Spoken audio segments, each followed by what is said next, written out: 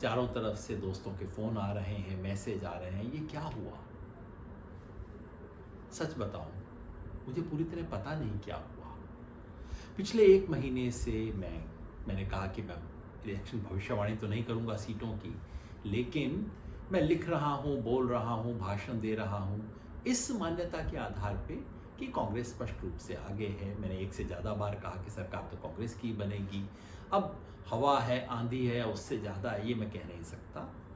लेकिन आज जो हुआ वो तो बिल्कुल अलग था। ना हवा, ना आंधी, ना और कुछ, बल्कि बिल्कुल उल्टा। जितने लोगों ने घूम के देखा, उनमें से कोई व्यक्ति ऐसा मुझे अभी तक नहीं मिला जिसने कहा, और बीजेपी का समर्थक भी नहीं मिला जिसने कहा हो कि बीजेपी की मेजॉरिटी आने वाली है। बहस सिर्फ इस पे होती थी कि कांग्रेस कितना आगे रहेगी। पिछले 2 बार में, 2014 में, 2019 में बीजेपी को लोकसभा चुनाव में जितने भी वोट मिले हैं, विधानसभा चुनाव में 4 महीने बाद उसके वोट हमेशा गिरे हैं। अपेक्षा थी कि इस बार भी ऐसा होगा। हम ग्राउंड पे घूमे, हमारे कई साथी मिलकर ग्राउंड पे घूमे, देखा, साधारण लोगों से बात की, क्योंकि ऐसा किए बगैर मैं अपना मुंह नहीं खोलता हूँ। साधारण लोगों से बात की और हमारा अनुमान उसके बाद भी ये था कि हाँ, जमीन पे तो यही दिख रहा है कि कांग्रेस आगे है। लोकसभा चुनाव के बाद कांग्रेस अप हुई है, बीजेपी डाउन हुई है, और अगर ऐसा है तो कांग्रेस का मेजॉरिटी में आना स्वाभाविक था। जैसा मैंने कहा, जितने भी रिपोर्टर, एडिटर, संवाददाता, जिसने भी बोला, जिसको भी मैंने सुना या पढ़ा, एक भी नहीं मिला। आप आज भी पलट के देख लीजिएगा, अगर एक भी व्यक्ति ने कहा हो कि बीजेपी की मेजॉरिटी आ सकती है। तमाम एग्जिट पोल ने भी यही कहा। एक भी एग्जिट पोल नहीं है जिसका न्यूनतम वाला जो आंकड़ा है वो भी कहता हो कि कांग्रेस 45 से नीचे जा सकती है। मगर ये सब गलत हो सकते हैं, हम तो गलत हो ही सकते हैं, इंसान है, गलती हो सकती है। एग्जिट पोल तो गलत होते ही हैं, मैंने खुद ही साबित किया कि गलत है। मगर आज शाम को जब कांग्रेस ने प्रेस कॉन्फ्रेंस की और कुछ गंभीर आरोप लगाए, कांग्रेस में वहाँ के कम्युनिकेशन इंचार्ज जयराम रमेश जी और पवन खेड़ा जी ने कॉन्फ्रेंस करके कहा कि हम इस परिणाम को स्वीकार नहीं कर सकते।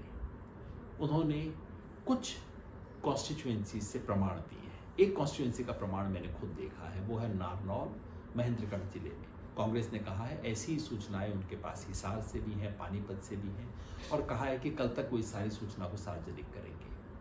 आरोप ये है कि कुछ काउंटिंग के दौरान कुछ ऐसे ईवीएम मिले जिसमें 99% बैटरी पाई गई खुलने के बाद। अब इतने घंटे काम करने के बाद 99% बैटरी क्यों थी? और जिन बैटरीज में 99% बैटरी पाई गई, वहां कांग्रेस की परफॉर्मेंस खराब थी अपेक्षाकृत दूसरी कॉन्स्टिट्यूएंसी, दूसरी ईवीएम के, जहां बैटरी कम थी। मतलब अनकहा आरोप ये है कि उन ईवीएम के साथ कुछ खिलवाड़ किया गया है, छेड़खानी की गई है, वोटिंग समाप्त होने के बाद उनसे कुछ किया गया है। अब एक गंभीर आरोप है, मैं नहीं कह रहा हूं कि सच है, हमारे पास अभी कोई प्रमाण इतना नहीं है उसको जांच करने का। चुनाव आयोग का जवाब भी मैंने पढ़ा, वो इतना टेक्निकल है कि मैं तो इंजीनियर नहीं हूँ, बैटरी और ये सब मुझे समझ नहीं आता। लेकिन मामला गंभीर है जिसकी जांच होनी चाहिए। तो पहली बात तो मैं कहना चाहता हूँ वो ये कि चुनाव आयोग की जिम्मेवारी बनती है कि इस सब के बारे में देश को आश्वस्त करे। चुनाव फेयर हो, निष्पक्ष हो, और जनता को दिखे कि निष्पक्ष है, दोनों जरूरी हैं। ये चुनाव आयोग कुछ समय से ऐसे काम नहीं कर रहा है। जनता के सामने पूरी स्थिति साफ करना, लोकसभा चुनाव के अंदर भी जितने वोट पड़े और जितने वोट गिने गए, दोनों में अंतर था। चुनाव आयोग ने आज तक स्पष्ट नहीं किया कि ऐसा क्यों हुआ है। तो चुनाव आयोग से इतना मेरा अनुरोध है, हो सकता है आपकी बात सही हो सकता है अभी से कांग्रेस की बात पे विश्वास न करें, लेकिन चुनाव आयोग जनता के सामने पूरे तथ्य रखे। चुनाव आयोग अपना काम करेगा, लेकिन हम भी अपना काम करें। हम भी सोचें, एक क्षण के लिए मान लें कि जो परिणाम आया है वही है।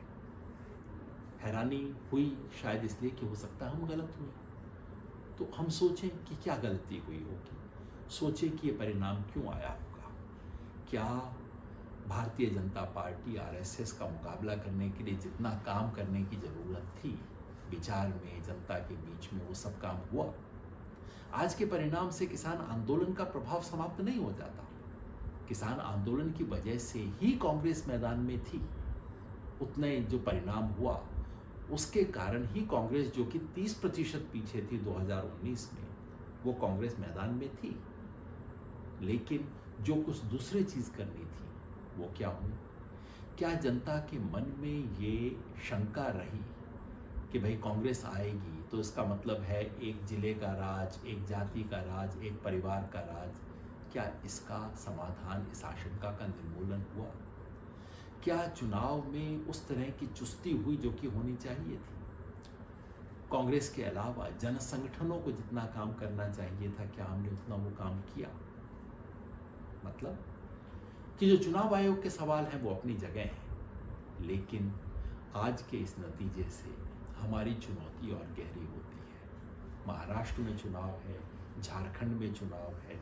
इन सब चुनाव में पहले से भी ज़्यादा और गंभीरता से काम करने की ज़रूरत है, क्योंकि हरियाणा में चुनाव का जो भी कारण रहा हो, जो भी वजह रही हो, अब उसे बीजेपी को वाइट वॉश करने के लिए इस्तेमाल किया जाएगा। ये दिखाया जाएगा कि बीजेपी को कोई धक्का पहुंचा ही नहीं था, ये जो लोकसभा चुनाव में हुआ तो कोई बात ही नहीं थी। अब वापस स्थिति वैसे ही आ गई है और इस सरकार का दमनकारी चरित्र वैसे ही आगे बढ़ेगा। इसलिए अब महाराष्ट्र में और झारखंड में और शिद्दत से काम करने की ज़रूरत है। लोकतंत्र को बचाने के लिए चुनाव आयोग की जिम्मेवारी है, लेकिन हम सब की भी जिम्मेवारी